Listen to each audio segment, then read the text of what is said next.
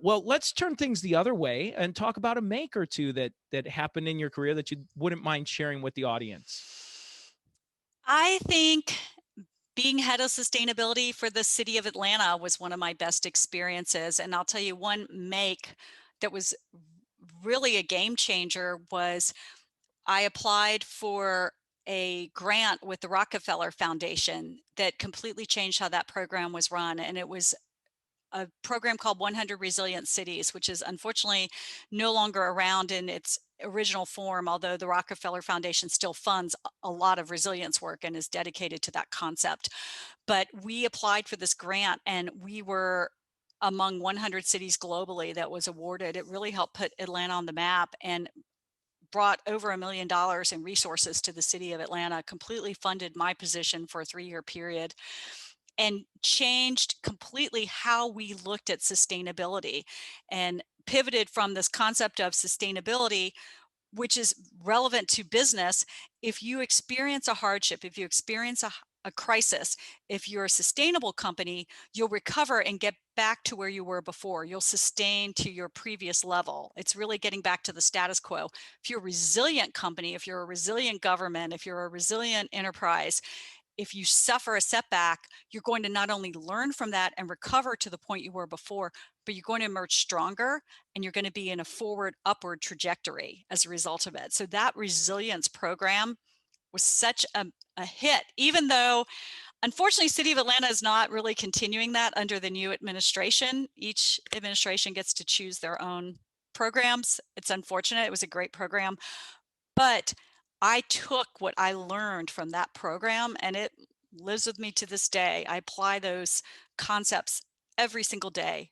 And resilience should be how we all run our businesses and how we run our enterprise. Anything you do, you should think Interesting. about what's the resilience lens. Hmm. Well, could you talk a little bit more about that? Just what the resilience lens is, what that means, and what a resilient company looks like. I'm sure our audience would love to know. Yeah, so resilience is how you respond to shocks and stresses. And a shock is just what you would think. It's a sudden, unexpected crisis, like what happened in Texas. That's a shock.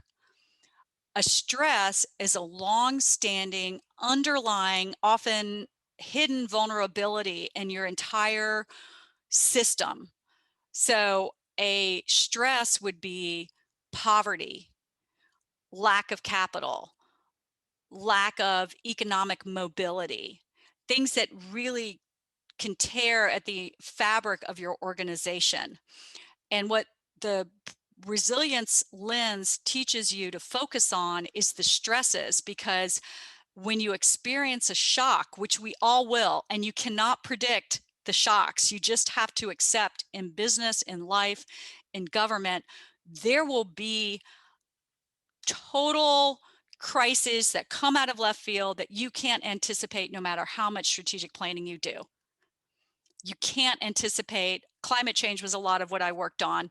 You can't always anticipate that there's going to be a severe storm, a hurricane or tornado. You can't always anticipate that there's going to be something like what happened with George Floyd's death and the Black Lives Matter movement, which was a social crisis.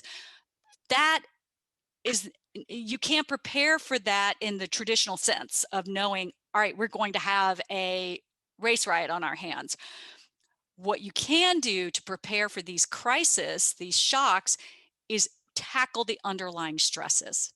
That's what makes you resilient. So to put that in a business context, what is the underlying core of what makes a business work? And I would say it's not only the typical business logic of making sure we have cash flow and we have a strong capital foundation of assets, but also human capital and culture. What is your culture? I mean, you know that saying, culture eats strategy for breakfast. It's about culture. That is a resilient company, that you have a real sense of, why am I here? What is our essence? And that's reflected in what you do. That gives you your energy to keep moving forward. Hmm. Does that help? Wow. It does, Yeah. yeah. Wow, you got my gears turning. I love it. I really appreciate that.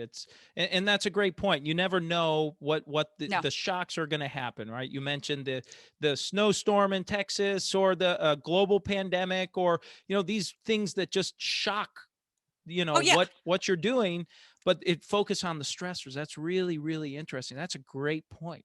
The pandemic is the absolute obvious example. And the Yeah. pandemic has revealed a lot of the problems we have in this country with our healthcare system, with poverty, with racial inequities. All of that is, those are the stresses that if we don't tackle them as a society, every time we have a shock, we're going to have a hard time recovering. So, as a business owner, what are the stresses that you need to make sure you're addressing, so when the inevitable shock happens, you're going to be okay?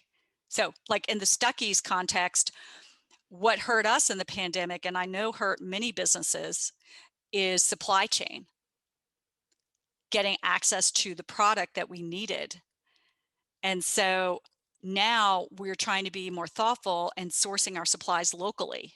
So we're not as dependent upon a supply chain that can easily break down. We source and still source some of our products internationally, but there are challenges with that. And if you make your own product, it's obviously a lot easier to deal with those supply chain issues. So just trying to figure out where are the stresses that could really impact your business and address them during times when you're not in crisis mode.